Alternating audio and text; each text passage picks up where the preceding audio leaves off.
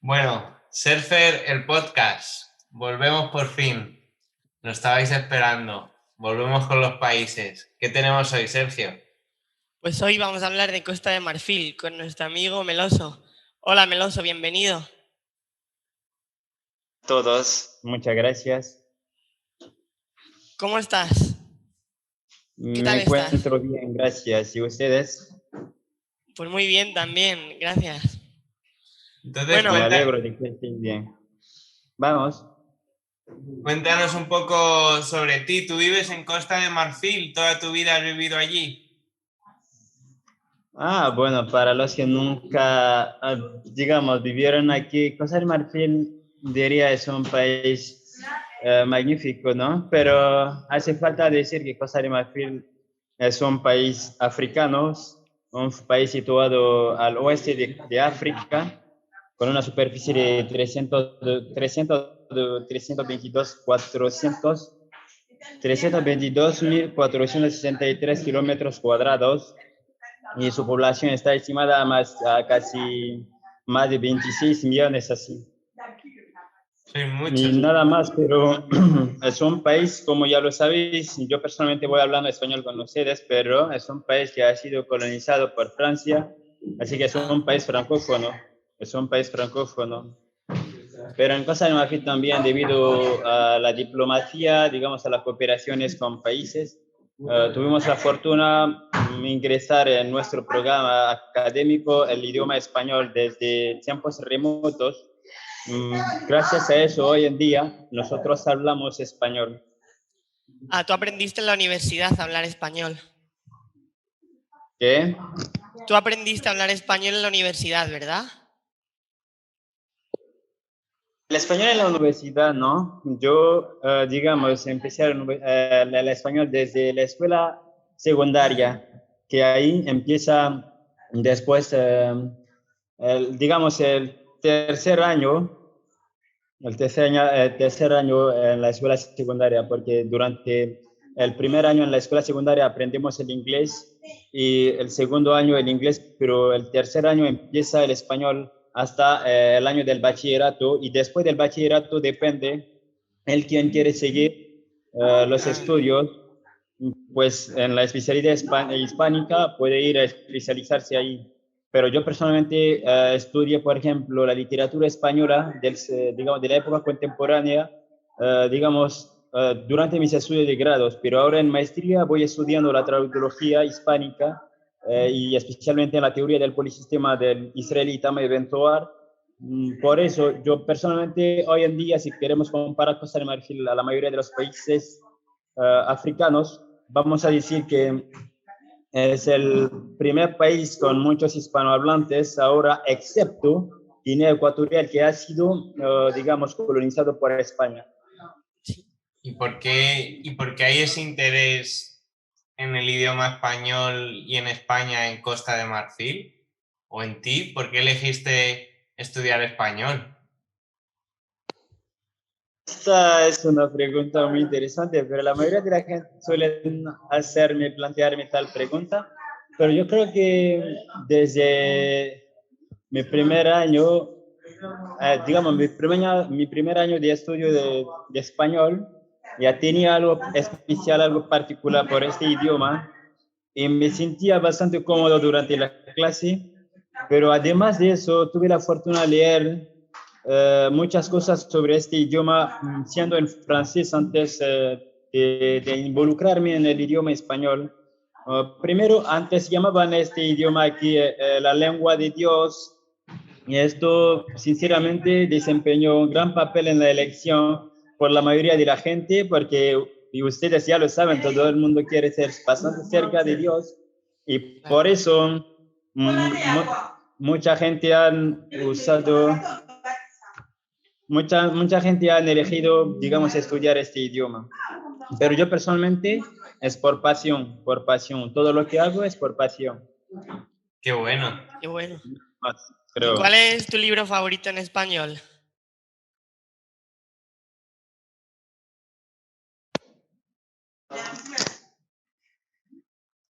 Perdón, no tenemos. ¿Cuál es tu libro favorito en español? Mi libro favorito en español. Eso ya me están haciendo cavilar mucho porque a mí me gusta la lectura y últimamente estuve trabajando sobre, digamos, el autor Jacinto Benavente, pero mi autor favorito, primero empezaré por el autor favorito antes de ir al Sí, libro. El autor favorito que me gusta leer depende de la literatura contemporánea, es un nuevo, es un canarí, es Juan Ramón Tramo Trujillo, y su novela La piel de la lefa me ha encantado mucho, pero en general la novela española que me gustó mucho después de tantas lecturas y que sigo leyendo y también que quiero llevar un estudio traductológico para traducir esta cultura hispánica en la cultura marfileña, es, digamos, del autor del siglo de oro, ¿no? ¿Cómo se llama? No del siglo de oro, de la generación del 98istas. Azorín, la novela... Oh, el nombre ya se me escapa. José Martínez Luis, en su obra de naturaleza, hacía algo así, pero ahora tengo mucha obra en la mente y ya claro. se me escapa. Cuando me recuerdo durante la entrevista, les digo. Vale. Ah, perfecto. Es curioso porque creo que sabes más de literatura que el 99% de españoles, Tal más de cual. literatura española que el 99% de españoles, entre los que me incluyo. Y seguro que lee más que todos nosotros. Así que enhorabuena, ¿eh? Y Sí. allí, allá, aparte, Pertenezco a muchos grupos de, digamos, de grupos españoles, todo eso con la meta de mejorar mi conocimiento en el ámbito literario, pero ahora les acabo de decir, yo ya dejé el ámbito literario, pero yo lo que quiero hacer ahora, porque sabiendo que la literatura cuenta, digamos, cosas históricas y culturas, me especialicé ahora en la traductología con la meta de traducir la historia, la cultura española en la cultura marfileña. Porque realmente la cultura española es una cultura muy rica, pero por la mayoría de las veces desconocida por mucha gente. Y yo personalmente, por pasión, yo siempre es lo que digo, hace falta hacer algo por pasión y nada más, porque cuando hacemos algo por pasión, lo hacemos bien. Y yo para hacerlo bien, digamos, estoy dispuesto a cualquier cosa para Claro. mejorarme. Por eso, cada vez investigando, leyendo. A veces la gente me dice que no descanso, pero eso no pasa nada. Cuando tendré un suficiente, pues descansaré. Qué gusto dar a hablar con alguien que le gusta tanto lo que hace y que ha encontrado su pasión, la verdad. Qué guay eso. Y porque tú eres como delegado, me contaste una vez, delegado de la cultura española allí en Costa de Marfil, ¿verdad? Que tienes un coro también, ¿no? Y Encargado de la promoción de la cultura hispánica en Costa de Marfil, pues desempeño este papel en la Embajada de España aquí. Pues lo empecé desde el antaño embajador señor Covarrulla, que es hoy en día cónsul de España en Brasilia, pero después de su cambio, el nuevo embajador que vino, señor Aranda, pero ahora todo bien, porque la llegada de Aranda coincidió un poco con lo de la pandemia y eso, digamos, dificultó un poco mi trabajo de delegado cargado de la promoción de la cultura, porque la cultura lo promovemos mediante, digamos, las instituciones tales como colegios, escuelas y universidades, actividades de, digamos, como actividades culturales, seminarios, tal cosa. Pero con la llegada de Aranda, solo puede hacer 2 o 3 actividades porque claro, ahora es cuando las cosas se están estabilizando. o sea, tu misión es, Eso, pero con respecto a la cultura española, hace falta decir que es como un intercambio de cultura, ¿no? Porque intentamos compartir, transmitir la cultura española mientras mostramos las similitudes entre esta cultura y la cultura marfileña también. Qué bueno. Quiero poner el vídeo que me mandaste del coro, si no te importa, para que la gente también lo vea. El vídeo que me mandó del coro, ¿le importa que lo...? Uy, no oigo. Se ha cortado la voz, ahora no te oímos. Digo, pues lo comprobaré, pero yo no sé si ahora está en mi móvil de Ah, yo lo tengo, si quiere, en mi YouTube. computador, pero debido a, digamos, Yo a lo puedo problema poner, de lo tengo en cobertura con YouTube. mi red, porque no tiene la misma compañía que lo de mi móvil, así que la cobertura era bastante lenta, por eso decidí trabajar con mi móvil. No, pero yo puedo ponerlo con YouTube si quiere, mira. Ah, tienes que ¿Qué? dejarme compartir pantalla, Fernando. Vale. A ver. En YouTube está, entonces yo puedo ponerlo. Voy aquí. No. Pone el anfitrión inhabilitó la función de compartir las pantallas. Mira, no lo veo, tío. A ver, lo pongo en el móvil a ver si se... ¿Puedes ya? Compartir la pantalla, ¿no? Como eso. No. Bueno, A ver si puedes ahora. Sí. Mira. ¿Lo veis?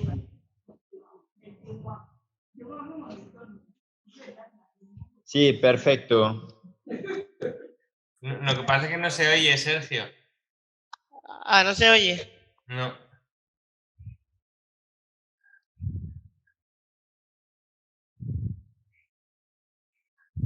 Todavía no se oye. Ponlo sino con el móvil así, tú. A la cámara, aunque sea. ¿O qué? ¿Lo tienes a mano? ¿Sergio? ¿El qué? Espera, que estoy viendo la música y no te oigo. Que digo que lo pongas sino con el móvil, aunque sea así. Ah, vale. ¿Se oye?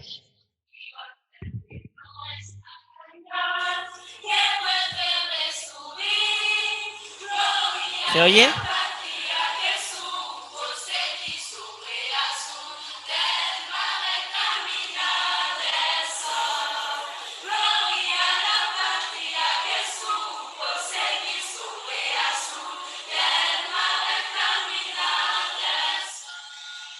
Pues este coro lo has organizado tú, ¿verdad? Que sí. Es increíble. Y todo eso, Bueno, con chicos. respecto a la organización de este coro, creo que hay una peña hay una peña de español que vino a verme con AT, dado que usted es el delegado encargado de la promoción de la cultura hispánica en Costa de Marfil. Nosotros queremos hacer un evento en nuestro instituto. Era un instituto especialmente de muchachas, ¿eh? Sí. Bueno, yo dije, bueno, ya está bien. Yo estuve reflexionando con respecto a cómo terminar el año con actividades en diferentes institutos. Me acerqué a la administración para decir, bueno, la embajada quiere que hagamos tal cosa, tal cosa, tal cosa, y directamente me dieron sus permisos y eso facilitó un poco el trabajo. Y yo empecé a hacer pequeños equipos para poder, alistar a los alumnos, a la actividad, primero al coro. También había teatro, pero porque como yo estuve bastante liado aquel día, no pude grabar todo. Al caso lo encuentro con algunos, pero cuando lo encuentro lo compartimos. Seguro, sí, sí. Qué bien. Y todas esas chicas, por ejemplo, de ese instituto, ¿saben hablar español como tú? La mayoría de las chicas allí saben hablar el español, pero como yo, eso creo que sí, porque mi padre me decía una cosa, hay que dar lo que tú ya sabes, pero no puedes dar lo que no sabes. Entonces, lo que nosotros hablamos ahora es el mismo español que vamos aprendiendo digamos, las chicas. Yo personalmente no soy docente, pero a veces toca a la gente acercarme con respecto a algunas cosas.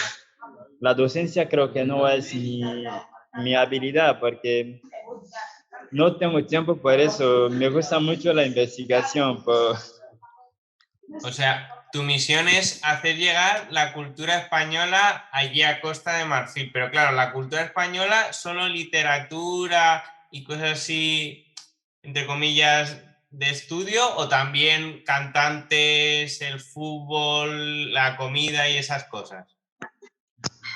No solo en el ámbito literario, también en el ámbito cultural y nos enfocamos un poco sobre la moda, la gastronomía y también a nivel deportivo, sí, porque aquí a veces organizamos torneos, pues el año pasado, porque este año, desde el año pasado no pude hacerlo, desde la llegada de la pandemia no pude hacerlo, pero los años anteriores organizábamos, digamos, campeonato de fútbol entre institutos en que la embajada intentaba apoyarnos lo máximo que podría con camiseta de deportistas y, digamos, de futbolistas, todo esto. Pero yo personalmente soy un jugador de baloncesto, pero me gusta también el fútbol, que a veces juego con mis compañeros.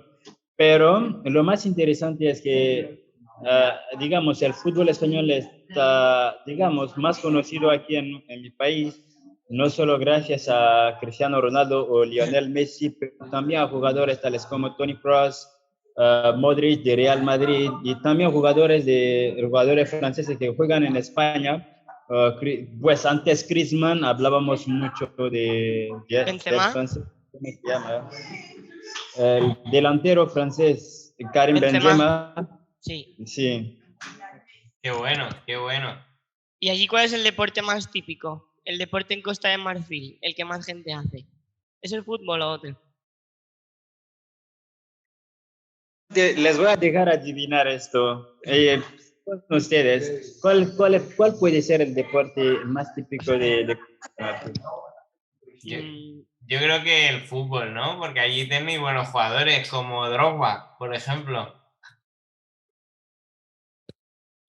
Realmente el fútbol es el deporte más típico aquí. Eso gracias, digamos, antes la gente no valorizaba el fútbol mucho, pero desde la llegada de Didier Drogba, el delantero marfileño que jugaba en Chelsea, eso, digamos, vamos a hablar un poco del renacimiento, no del renacimiento en el deporte literario, no, pero del el renacimiento en el fútbol. El renacimiento aquí fue desde la llegada de Didier Drogba, quien dejó a muchos jóvenes la pasión de ser también famoso como él, porque es un gran jugador, sobre todo, ha jugado en Chelsea y también en Francia, en Marseille. Ha empezado primero en Genga, Marseille y luego en Inglaterra, Francia.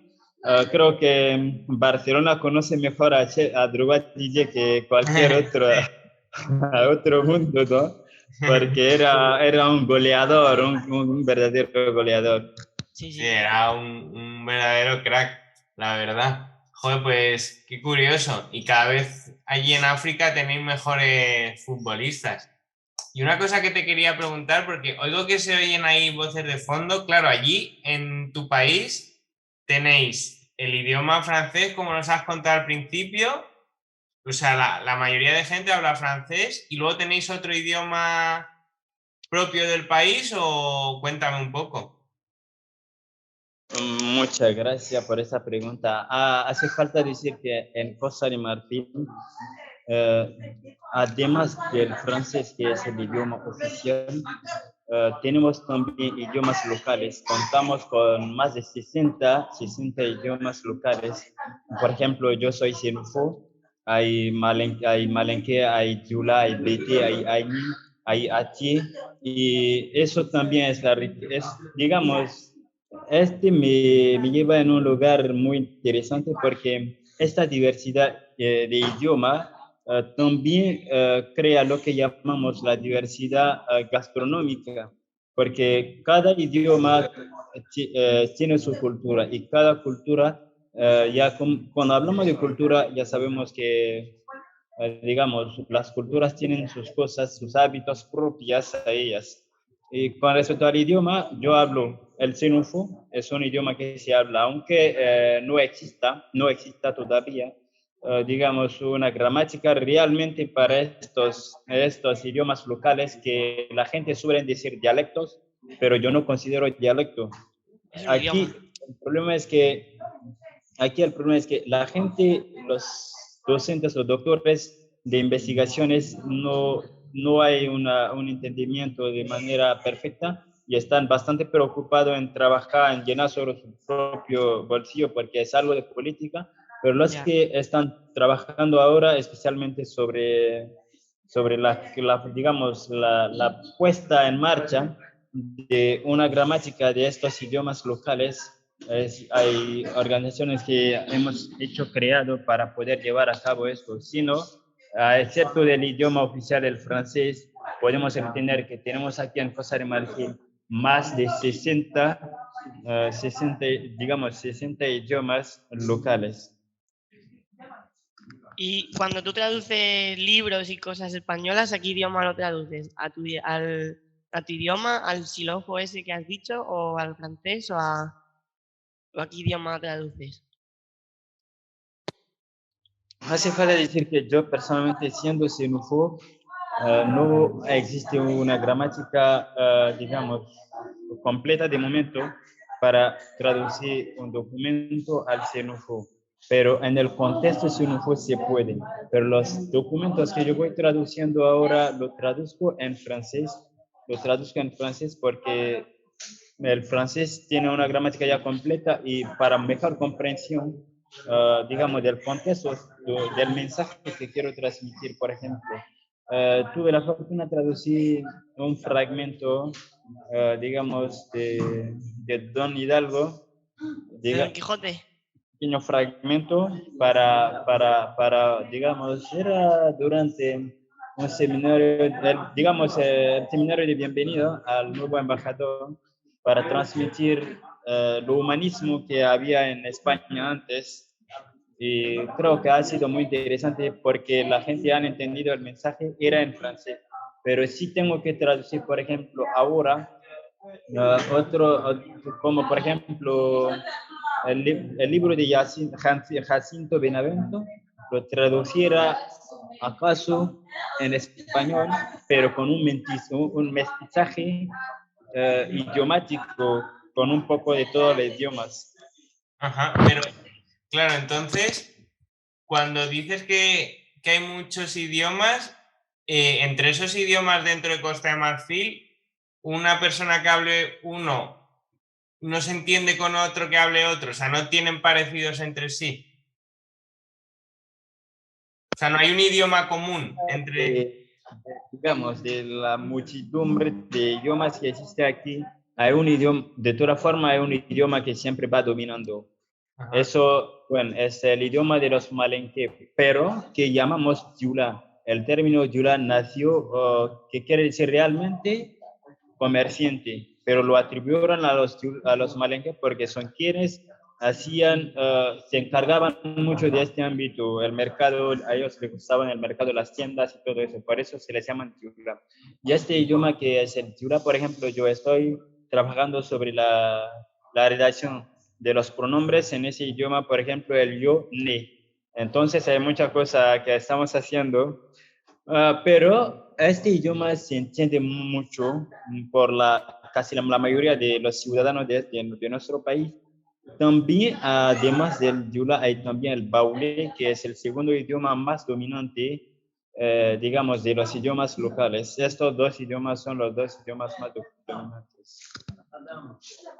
Qué bueno. Y claro, cuando nos dices que no hay gramática, ¿a qué te refieres? ¿Que no hay una escritura como tal o que esa escritura no tiene reglas? Que la hay, pero no tiene reglas como pudiera ser los acentos en español o si una palabra se escribe con B o con V, ¿eso?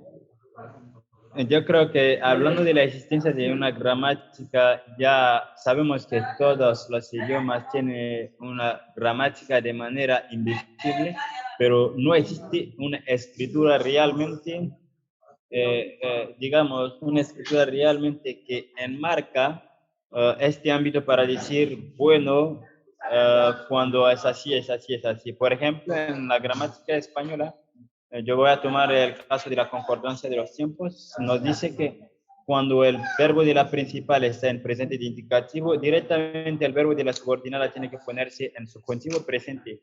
Pero aquí no es el caso. Y también no hay una regla escrita precisa de momento. Estamos trabajando en ello. Qué bueno. Guay. Y cambiando un poco, porque a mí me llama la atención que has dicho como que cada idioma tiene ligado su propia gastronomía. ¿Nos puedes hablar un poco de platos típicos que tengáis allí o de comidas populares y de... Bien, parece todas las comidas. Yo sinceramente quería enviarle algo. Voy a ver si lo hago. Es que con respecto a los platos o comidas típicas, le dejaré algunas fotografías ahora mismo con sus nombres. He modificado un poco la foto poniendo el nombre de los platos para que Sergio pueda ver, acaso, pasarlo en la pantalla, ¿vale? Si no, comparte pantalla y Y vas bueno, poniendo el con nombre. respecto a las comidas o platas típicas, acabo de enviar algunas fotografías, algunas imágenes a Sergio. Mira, Primero, la comida más típica, ¿sí? Este es aloco con pollo estofado. Ajá. El pollo estofado lo han cortado, digamos, han cortado el pollo, pero el aloco se hace con el plátano también, plátano cocido, ¿no? Lo cortan el plátano con pequeñas moléculas.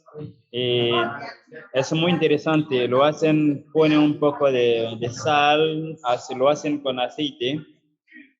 Eso es uno de los platos más típicos, pero además de los platos más típicos, también depende de cada pueblo. Este plato, por ejemplo, se le puede encontrar en en cualquier lugar de nuestro país, pero los precursores de este plato son del oeste, porque ahí producen mucho plátano. Pues con respecto al plátano se lo hacen con yaten, porque sabemos que hay dos tipos de plátano, ¿no? Entonces con yaten se hacen al loco y lo comen pues depende. Nosotros, por ejemplo, solemos comerlo con pollo estofado. Qué bueno. Y qué guay. después de esto, la comida más usada o más comida, el plato más comido en mi país es el garba. El garba se hace con el achique. Sergio, espero que ya has visto lo del garba, ¿no? Sí, ¿lo veis? Por supuesto, el garba es la comida más usada porque es más barato. La gente tiene bastante acceso en ello. Se hace con mandioca y pescados. Esto también, el nombre garba normalmente no es su nombre. Llamamos esta comida en mi país achique, pero hay extranjeros de Nigeria que vienen a trabajar aquí. Antes la venta de achique era el oficio de las mujeres, pero después de los años 90 se involucraron los machos en la venta de achique. Desde cuando el primer macho que vendía, o sea, que ha vendido el achique, se llamaba garba, y desde luego el achique fue el nombre achique y se transformó en garba. Ah, qué bueno, qué curiosa esa historia. Y tú, por ejemplo, ¿en qué parte de Costa de Marfil vives? ¿Vives en la ciudad o en un pueblo? ¿Dónde vives? Yo, puesto que estoy siguiendo los estudios, vivo en la ciudad y digamos vivo en Abiyán, la capital económica de mi país. ¿Esto acaso no tuve la fortuna de hablarles de eso? Mi país tiene dos capitales, la capital económica y la capital política. La capital política se encuentra en Yamoussoukro, que es una ciudad que se sitúa al centro del país, y Abiyán es la capital económica, digamos, en dónde se sitúa realmente mi universidad, porque estudio en la primera universidad nacional de mi país, que es la Universidad Félix Houphouët-Boigny, porque, digamos, aquí hay muchas especialidades para estudiar, pero en las universidades del interior no hay el español, por ejemplo, excepto en Boaké y Abidjan, hay la especialidad española, pero en las demás universidades hay más especialidades científicas, las matemáticas, las medicinas, la química y tal. Pero con respecto, digamos, yo personalmente soy originario del norte de Costa de Marfil. El norte, digamos, mi pueblo es de BT, pero en la región de Tengrela. Pero yo vivo aquí en Apiyán hace casi una década debido a los estudios. Dejé a mi familia ahí, pues, bueno, cuando digo mi familia, mis abuelos, ¿no? Porque mi madre hace un rato que ella también se mudó aquí en Apiyán. Mis hermanos también estudian en el interior, estamos todos. Saben que solo para el estudio estoy listo para ellos, pero si él quien no quiere estudiar, que se pone a trabajar. Claro. ¿Y vuelves mucho a tu pueblo o ya te quedas siempre en Avillán? Investigaciones, sí, vuelvo mucho a mi pueblo porque yo también estoy escribiendo, pero mi único problema es que yo todo lo que escribo lo escribo en español. Y aún la historia de mi pueblo, me fui ahí muchas veces para entrevistar con ¿cómo se dice? Los sabios, los ancianos con respecto a la historia, porque yo soy muy joven, el pueblo existe desde hace un par de siglos, entonces me fui para acercar a los ancianos para que me cuenten un poco, para que me contaran, por favor, un poco la historia de mi pueblo y conseguí muchas informaciones y estas informaciones aproveché para empezar a escribir una novela sobre mi pueblo, una novela cuyo título es La mirada desconocida. Pero la mirada desconocida es que la mayoría de la gente de mi país pasaron por mi pueblo. Es decir, cualquier sea su situación, pero muchos se fueron a mi pueblo por motivos, digamos, tradicionales, espirituales, culturales, porque allá, por ejemplo, tiene su nombre DBT, que quería decir realmente un gran, ¿cómo se llama? El fundador de ese pueblo se llamaba Chetiri. Sí, pero él, por ejemplo, era un cazador de animal y se movía de lugar a lugar hasta en algún día y se fue de casa y al llegar en el territorio en que llamamos hoy en día de quería matar a un animal y este animal le dijo, si el humano supiera que realmente ese territorio, siendo un pueblo o una ciudad, dominará todos los pueblos alrededor. Y al entender el animal, a decir esto, le asombró y no puede matar al animal. Y desde luego decidió instalarse ahí hasta hoy en día. Este lugar se llama DBT y es el jefe del departamento de nuestra zona. Tiene algo especial, tiene algo particular. Como ya lo sabemos, antes en África había lo que llamamos, por ejemplo, ¿cómo se dice? El fetichismo, los cultos muy tradicionales. Entonces, antes, por ejemplo, había un lugar cerca de este pueblo, pero que hoy en día está aislado en el pueblo, que se ha convertido en un lugar turístico. Pero antes de que se convirtiera en un lugar turístico, la gente se marchaban ahí para hacer sus cultos. Y bueno, como el animal había dicho al fundador del pueblo, que este pueblo terminará dominando todas las ciudades que estarán alrededor. Hoy en día es el caso porque el pueblo finalmente se convirtió en el jefe de región de esta zona y las decisiones más importantes se las toman ahí. Y pues con respecto también al hecho de que sea el lugar más visitado por los marfileños, por la mayoría de los marfileños, eso creo que tiene sus motivos en la culturalidad, porque allá hasta hoy en día, la cultura siempre, ¿cómo se dice? Siempre domina. No han dejado con sus tradiciones. Hay, por ejemplo, a pesar de la islamización y de la cristianización de los territorios, hay cristianos, hay musulmanes, pero siempre siguen con el fetichismo. Hay, ¿cómo se dice? Eh, hay lugares ahí, por ejemplo, en que la gente, no solo de Costa de Marfil, pero que salen de Malía, porque este pueblo se ubica en la frontera Costa de Marfil con Malí.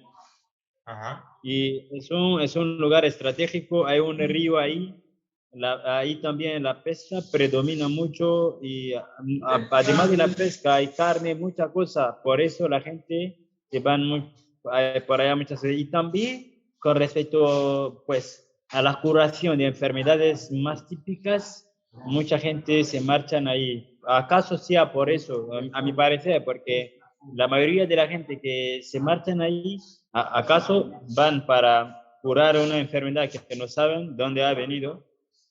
O sea, se van allá para, digamos, involucrarse en el dominio de la pesca, o también para sus cultos tradicionales, porque hay cultos que unos hacen cada año, es decir, pueden venir a hacer un culto en su lugar ahí, el enero de este año, y el próximo enero se vuelve para hacer el culto y regresa, es como un culto anuario, ¿no?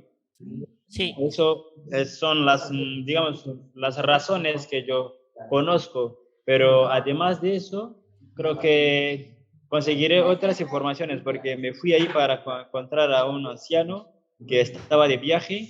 Cuando regrese, yo personalmente me marcharé ahí para encontrarle, para que me explicara, para que me explique mucho más el motivo real que, digamos, que llama la atención de la gente a visitar este lugar, porque es un pequeño lugar, no es bastante grande.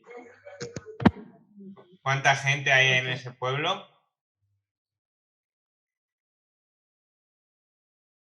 ¿Cuánta gente hay en esa ciudad? Esta ciudad nos superamos 25.000. Ajá. Ostras.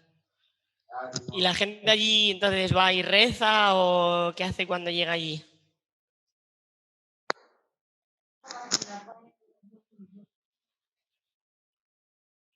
La gente cuando va al pueblo hace algún rito, alguna actividad.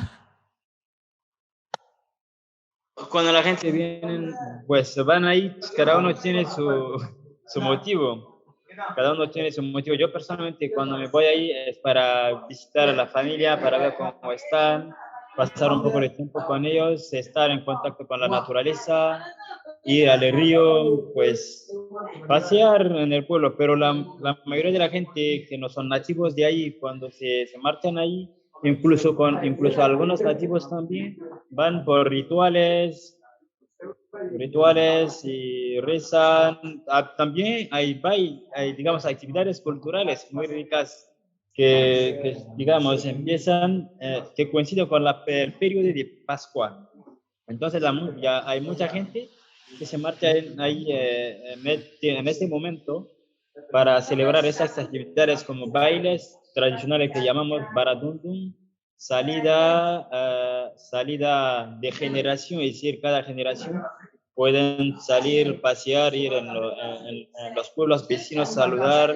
Eso es un poco muy particular porque habla de la amistad entre los países alrededor, y también hay lo que llamamos la visita al río.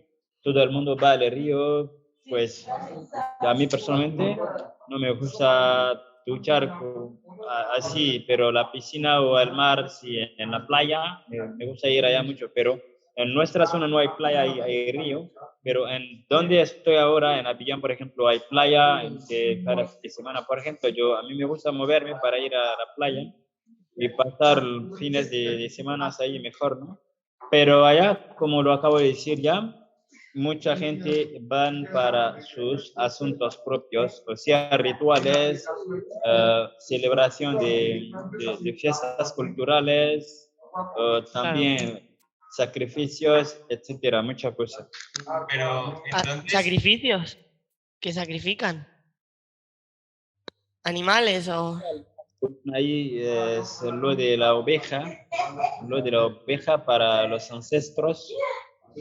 Y excepto eso, pueden ir, por ejemplo, hay un lugar, hay muchos animales ahí, porque hay un lugar pueden coger la oveja y depositar, eso lo dejo en nombre de mis ancestros para que le protejan patatas y patada, tal cosa ahí. Pues son sus creencias y respetamos eso. Claro. qué interesante. O sea, pero allí entonces la gente tiene como creencias antiguas y aparte son cristianos o musulmanes, o la gente que tiene estas creencias no son cristianos ni musulmanes. Hay, digamos, dos posibilidades. Hay unos que especialmente se dedican a la religión cristiana, que no mezclan las dos cosas. Unos también que se dedican a la religión musulmana, que no mezclan las dos cosas. Pero eso es la primera tendencia. La segunda tendencia, hay unos que, a pesar, además de ser cristiano o musulmán, guardan siempre este vínculo con la tradición pasada. Ajá. Mm, Pues eso yo creo que es interesante. bonito eso, guardar. ¿Y nos puedes contar alguna creencia o algún ritual de estos que nos hablas? Bueno, yo hablaría mucho más del ritual más popular, porque el ritual más popular, eso es el nombre, entre comillas, el Yagba. Yagba, por ejemplo, es un ritual que, además de ir en el lugar para adorar los árboles, hay un árbol ahí que van a adorar, rezar a este árbol, dejan un animal, o sea, un animal de su deseo. Puede ser caballo, porque también hay caballo en el pueblo, o burro, todo eso, o también oveja, pero oveja mucho porque es muy barato, la gente, todo el mundo puede comprárselo. Este ritual, ¿cómo se hace? Una vez allí, después de haber, digamos, hecho su oración sobre el árbol, dejas el animal. Depende, puedes dejar el animal así o puedes matar el animal sobre la hoja ahí y regresar, atravesar todo, digamos, todo el pueblo sin camiseta, solo llevas como antiguamente es ocultar su sexo y nada más, sino andas desnudo hasta su casa. Ajá. ¿Y eso por qué se hace? ¿Se sacrifica ese animal para que te vaya bien en el año siguiente o algo así? Por curiosidad pude conseguir algunas informaciones con respecto, porque antes a mí no me gustaba, encontraba esto como una tontería, pero finalmente al crecer como persona, entendí que cada uno tiene derecho a ser libre de su religión Claro. y también a expresar sus cosas como quiera, pero el motivo es la felicidad, el motivo principal es la felicidad. Si, por ejemplo, voy a hacer este año para que protejas a mis familiares, pues es un ritual que se dirige a los ancestros que ya murieron, que ya están en el otro mundo, y digamos, llaman o piden sus acuerdos, su ayuda para proteger a la familia y para que sus actividades o sus asuntos florecen. Y excepto eso, no creo que haya otra, digamos, o que haya otro motivo. Interesante, la verdad. Y cambiando un poco de tema, allí me has dicho, por ejemplo, que tú los fines de semana vas a la playa. O ¿allí cómo te mueves por el país? ¿Tenéis pues en autobús o en trenes o tenéis que tener coche? ¿O cómo es el tema del transporte allí? Con respecto al movimiento, a la circulación, digamos, en mi Sí, país, el tren es muy escaso, sí, porque el tren es solo para viajar del país hasta los países fronterizos y nada más. Pero usamos mucho digamos, coche aquí, el autobús. Yo personalmente uso mucho el autobús, porque siendo el autobús, esto es un gasto mensual ya calculado, por eso uso el autobús. Tengo claro. una en la compañía de autobús que me facilita mis circulaciones. Para ir a la playa, bueno, depende, los funcionarios ya van con sus coches, pero hay también coches en comunes que llamamos vaca. Vaca, por ejemplo, es un coche, es como los autobuses, mini autobuses, pueden coger a más de 20, 25 personas así. Ah, qué Y guay. mediante estos vehículos nos vamos en la playa. Y también yo, por ejemplo, a mí me gusta la moto, pero aquí en mi ciudad, debido a la tasa de coche muy, digamos, Peli- a la tasa elevada de coche que existe, no me gusta, digamos, conducir con moto aquí, ¿no? Así que me voy en autobús. Todo lo que quiero hacer lo hago con autobús. Quiero ir en la universidad, en autobús y todo. A mí me resulta muy curioso, y yo creo que a la mayoría de los españoles, el tema de los animales que hay allí en África tan grandes, los elefantes, las jirafas.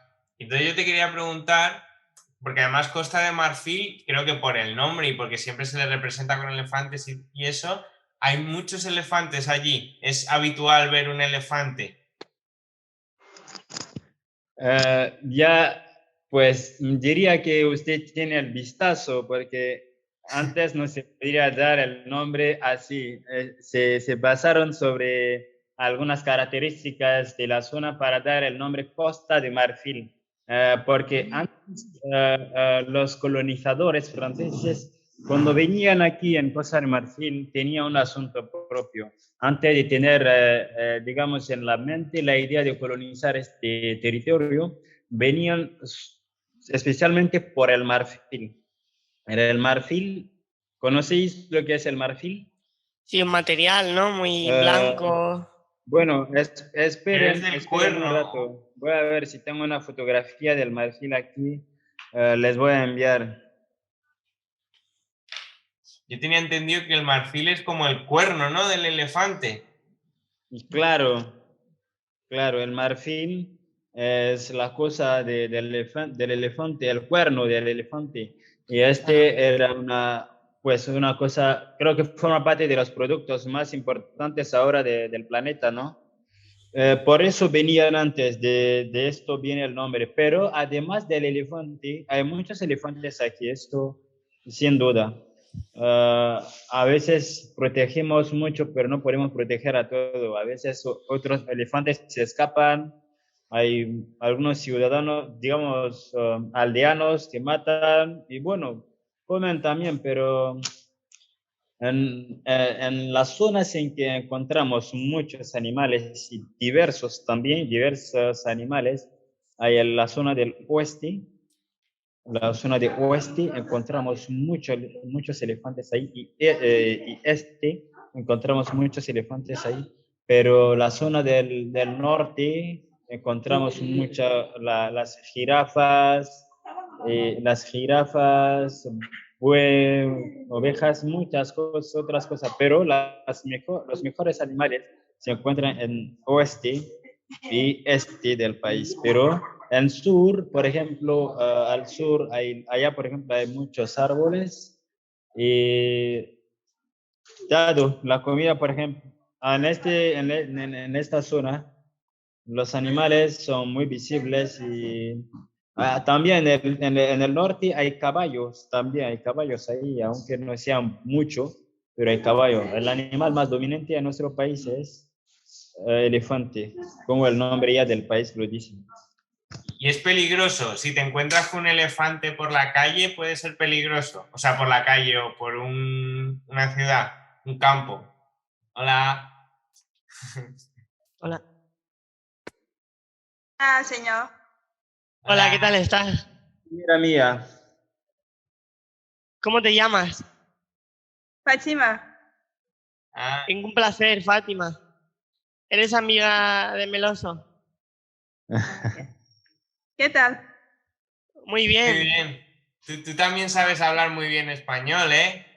Ah, hablo un poco. ella habla español, estudia literatura española, así que es normal que... Civilización. Ah, estudia la Este civilización año. española. Mira, qué Sí. guay. Ostras, qué guay, ya ves. La selección, ha dicho. Civilización. Ah, Sí, civilización. qué guay, qué interesante. ¿Y qué te atrae de la civilización española? ¿Qué época o qué cosa? ¿Qué es lo que más te gusta? Ok. Ah, bueno, ya se va. Bueno, entonces yo te preguntaba sobre si es peligroso encontrarse un elefante. Depende, depende. Yo personalmente diría que no, porque yo crecí en la zona del oeste y teníamos la fortuna de encontrar elefantes regresando del campo. Depende por cuándo un elefante, digamos, en qué momento se convierte peligroso encontrar un elefante. ¿Acaso si el nombre se me escapa? Si está en situación de peligro, si el elefante Ah, se encuentra en situación de peligro, si está así que asustado. es difícil encontrarle porque se convierte directamente en peligro. Por ejemplo, cuando está buscando al elefante, ¿cómo se dice? ¿Cómo se llama eso? La El hijo cría. del elefante creo que tiene un nombre así. Elefanto, así elefante. Cuando Elefantito. al elefantino, cuando está buscando al elefantino, allá hay problema, porque Claro. en este momento no considera persona que pone a dañar todo, árboles, y todo incluso. Pero, si no, excepto eso, son animales muy, bueno, aunque sean animales, yo diría que son muy sociables, ¿no? Porque se puede subir al elefante sin que, digamos, hace nada, sin que te dañe, y al llegar en el lugar en que quieres, digamos, apear, le tocas, se va a bajar para que apees, todo eso, ¿no? Ah, qué guay. O sea, tú has montado un elefante. Tú has ido a sitios montado en elefante. Por supuesto, pero lo que me molesta mucho es que en aquel momento no tenía, digamos, un aparato o un móvil para poder sacar fotos. Por Claro, eso estoy reflexionando en cómo volver en este lugar y volver a vivir esta experiencia claro. que siempre me pasa por la cabeza, porque tengo la nostalgia de este lugar. He nacido en el oeste del país, en Yokoi, he crecido y he hecho las escuelas primarias ahí. Y es después de las escuelas primarias que yo me fui por primera vez en mi pueblo, antes de venir en la capital para seguir los estudios secundarios y ahora los estudios universitarios. Claro. Qué bueno. Ya. Bueno. No, No, bueno, pregunta. cerrando el tema de los elefantes, me ha resultado curioso que has dicho que hay gente que lo come. ¿Eso se puede comer? ¿Está buena esa carne? Sí, hay gente que lo comen, pero, saben, en un país cada uno tiene sus gustos. Hay unos que Claro. les encantan carne de elefante, carne de jirafas, carne de oveja, a unos carne de serpiente, todo eso, pero Ah, yo personalmente me gusta mucho el pescado que carne, pues lo que hace que no, poco me importa el nivel digamos, del carne. Entonces, pero mucho, yo conozco a algunos amigos que lo comen, porque algún día mataron a un elefante, su padre se fue a coger carne del elefante y lo cocinaron. Cuando me invitaron a comer, yo dije, no, no, yo no puedo comer. Pues es que no me gustaba el carne, sino lo hicieron con achique, eso me gusta mucho, achique es la comida más popular de mi país. Ajá. Qué guay. Y te quería preguntar, ¿allí hay mucha gente? ¿Es fácil ir a la universidad o hay que tener dinero o es complicado ir a la universidad? Los 3 primeros años de la universidad está bien, pero después del grado, los estudios de grado, se vuelve difícil digamos, las próximas etapas que empiezan por el estudio de maestría y luego la tesis doctoral. Por eso yo no quería, sinceramente no quería hacer mis estudios de maestría aquí, lo quería hacer en España, pero ya tenía las oportunidades. Lo que planteó problema era la llegada, el advenimiento de lo de la pandemia, coronavirus, que ha sido un gran problema, pero Claro. no estoy desanimado. Acaso voy a hacer maestría aquí, pero quiero ir a estudiar la tesis doctoral en España por 3 motivos. No solo porque primero me gusta involucrarme, vivir la cultura española, y segundamente porque aquí mi especialidad no hay docente capacitado para seguir mis estudios. Y digamos, en tercer nivel, porque quiero no solo dominar mi especialidad, porque yo quiero decir, cuando digo yo soy especialista de tal cosa, tengo que estar capaz de dar todas las informaciones tocante a esta rama. Por eso, y porque también la calidad de la enseñanza en España, todo el mundo lo puede, digamos, ¿cómo se dice? Lo puede testificar. La Sí. calidad de la enseñanza ahí es muy elevado, muy importante también. Pues si Entonces, vienes nos tenemos que conocer en persona, seguro, ¿eh? Si vienes a España nos vamos a ver en persona. Nos tenemos que conocer. Y no te oigo. Ya me fui allá, digamos, ya me fui allá una vez, pero en aquel momento no nos conocíamos. Claro. Me fui a un Tokio en Valladolid y después en Granada, de Granada a Madrid, y regresé a mi país. ¿y qué te pareció España al estar aquí? ¿Era como te esperabas o mejor o peor? ¿Qué te sorprendió?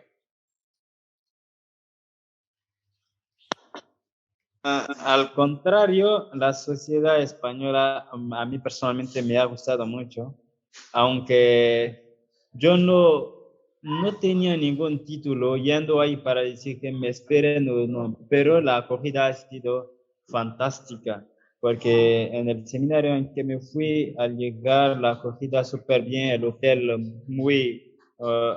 además del servicio del hotel súper bien, porque yo sinceramente mi viaje ahí no pagué ningún gasto, todo lo tomó en cuenta la embajada. Sinceramente ha sido una experiencia muy particular. A veces entendíamos cosas sobre España, España es así, pero yo por eso una vez he regresado, he dicho a la gente, no hace falta, antes de juzgar a alguien hay que vivir lo que vive esta persona para saber mejor, porque mucha gente dice algo, depende de lo que tú hiciste para que tú recibieras una cosa así. Yo personalmente, si alguien me viene y me da una bofetada, no me va a decir que mi reacción es fatal. O sea, me defiendo o sea, replico. Claro, Entonces, si diste una bofetada a un español y digamos, en respuesta te da otra bofetada, hace 0-0, ¿no? Igual. Claro. ¿Y a qué ciudad quieres ir a estudiar? ¿A qué ciudad quieres ir a...? Me da igual, pero la ciudad que me encanta mucho ahora, tengo 3 ciudades y debido digamos, a la amistad que tengo en esos lugares, las Islas Canarias, por ejemplo, tengo muchos amigos ahí. En Granada también tengo muchos amigos y también hay algunos compañeros que están estudiando la tesis doctoral ahí. Hay Abiy Roche que está ahí ahora.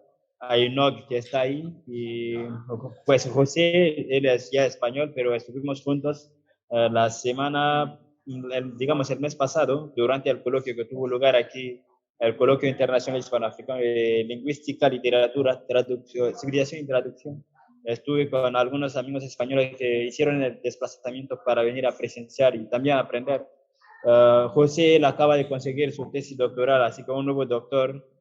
Estoy muy orgulloso de él, sobre todo. Ah, pues un Pero saludo desde aquí a aquí, José. con respecto ¿cómo se dice? A la ciudad en que yo quiero estudiar, depende en la ciudad en que la universidad me puede ofrecer, eh, digamos, una investigación muy original, porque yo soy quien propongo el tema, pero la universidad es quien me va a dar los materiales necesarios para poder alcanzar, digamos, este resultado. Por ejemplo, mi tema que estoy trabajando en maestría ahora, la teoría del polisistema, del lugar de la novela neográfica en el polisistema español. Es un tema, es un tema traductológico, pero ese tema, aquí, por ejemplo, no hay materiales necesarios. Ya he visitado casi todas las bibliotecas, pero no encuentro documentación necesaria con respecto. Por eso estoy haciendo llamamiento al exterior. Quería comprar un libro también en línea, pero el libro también había un problema. Pero de todas formas soy alguien que nunca se desanime, ¿eh? Así que voy buscando hasta lograrlo. Claro. Qué bueno. Entonces, se podría decir que tú eres la persona de Costa de Marfil que más sabe de España y del español, ¿verdad? De cosas que más sabe de España, no. Pues, si dijera que que formara parte de estas personas, si decía si formara parte de estas personas, le hubiera dicho sí, porque hay algunos nativos naturales de Costa de Marfil que son doctores universitarios en España. En Valladolid, por ejemplo, el profesor William Efu, quien es profesor de la lingüística aplicada en la Universidad de Valladolid en España.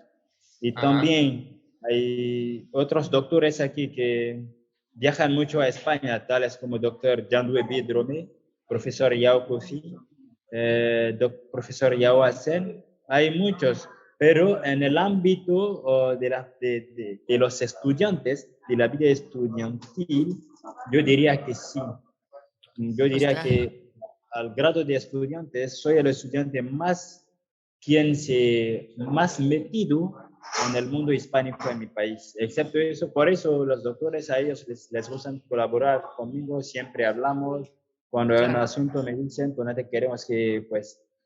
queremos que hagamos tal cosa. Y bueno, es la colaboración entre yo y mis doctores. Claro, porque se nota que te gusta un montón por cómo hablas de la cultura española y tal. Se nota que te apasiona, la verdad. ¿Y tú estudias la cultura española y del idioma y también el mundo de Latinoamérica? Pues claro, allí también hablan español, o te limitas más a España, te centras más en España. Bueno, diría que durante mis 3 años de estudio de grado no me había especializado, realmente estudiaba especialmente la literatura española, pero yo siempre encontraba temas que podría poner en un conjunto la civilización, la literatura española y también la literatura latinoamericana con respecto a la de España. Alcanzaba siempre a hacer un estudio comparativo, por eso me di cuenta del boom, por ejemplo, en la literatura latinoamericana, el boom también que coincide con casi el final del boom, coincide con el Renacimiento español.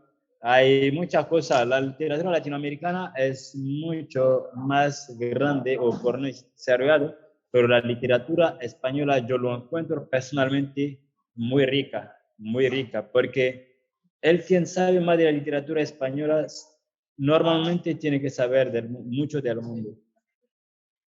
Te quería preguntar, en la ciudad donde vives, al ser universitaria, si hay fiesta en el sentido, hay discotecas, hay sitios donde vais a bailar o cómo, qué hacéis por las noches cuando queréis pasarlo bien.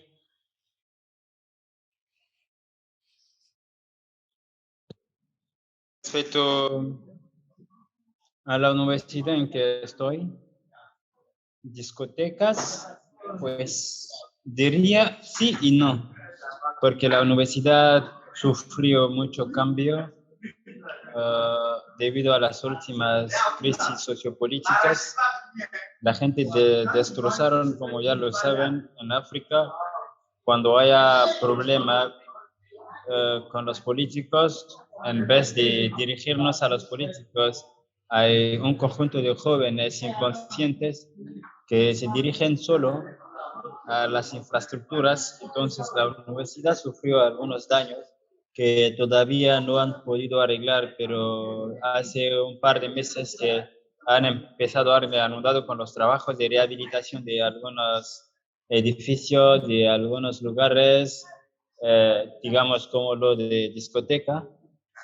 Había 2 discotecas, pero ya dañado, pero ahora el gobierno, después también de la crisis, tuvo una pequeña crisis en 2020, final 2020, pero digamos, afortunadamente todo pasó bien después.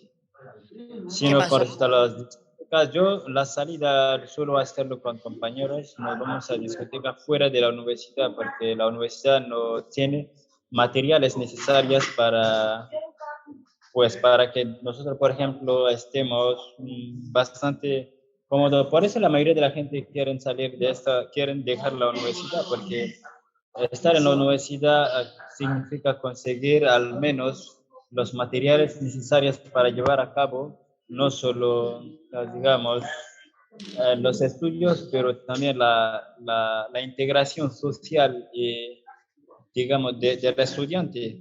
Pero cuando no podemos disfrutar, no podemos jugar, resulta difícil. Pero aquí estamos, lo hacemos con esto. Qué bien. Y esto que has contado de que ha habido crisis hace poco allí, además también estaba lo del coronavirus. ¿Cómo se han juntado todas esas dos situaciones? ¿Cómo ha sido el último año allí con estas dos cosas? Con lo del coronavirus el año pasado y hasta final del año pasado, digamos, porque lo del coronavirus empezó aquí al inicio del mes de marzo pasado, hasta, digamos, el mes de enero, marzo también pasado de 2021, 2020, marzo 2020, marzo 2021.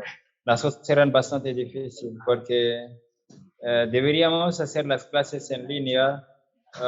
Muchos estudiantes no dominaban también el manejo de las herramientas informáticas. Esto también planteó gran problema, pero pues planteó problema, pero también ha sido un momento difícil porque no podíamos movernos, salir y nada más. Lo hicimos con eso, porque yo personalmente me di, por ejemplo, por voluntario, enseñar, digamos, las herramientas informáticas a muchos estudiantes durante un encuentro, lo que no era fácil porque ha sido como una violación de ley, porque no deberíamos voluntarnos, pero yo era la única solución que podría para ayudar a muchos estudiantes, Claro. tal como enseñarle. Así que hemos ocupado un anfiteatro, aunque con las medidas de, digamos, alejamiento.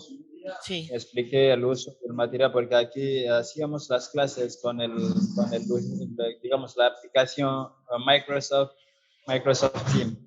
Y algunos doctores finalmente usaron, por ejemplo, Zoom.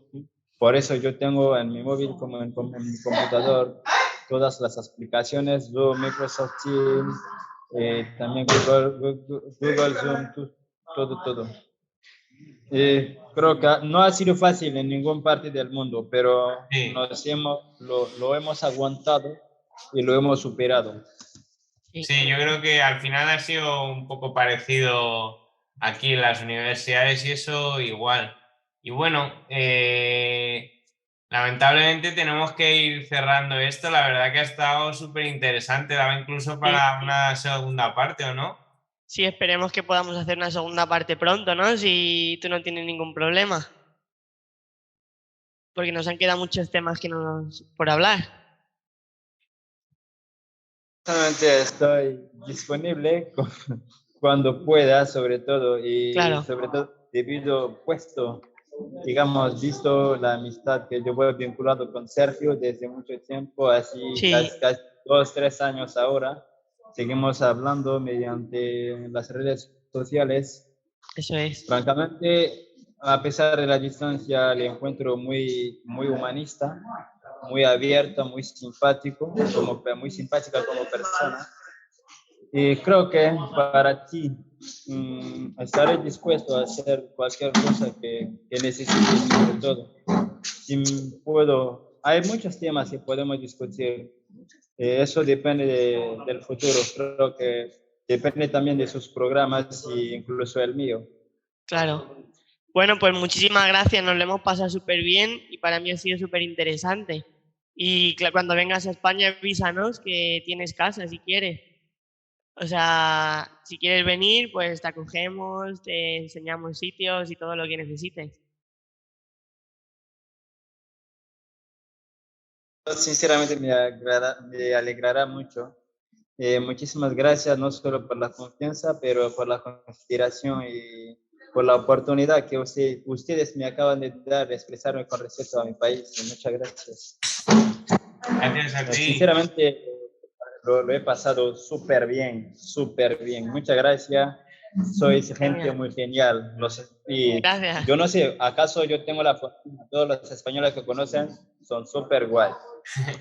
No, hombre, gracias Muchas a ti gracias. por expandir la cultura española por allí y por venir aquí al podcast. La verdad que está muy interesante tu país, Costa de Marfil, y me han dado ganas de visitarlo, la verdad. Si alguna vez necesitáis un profesor de español allí, yo me ofrezco.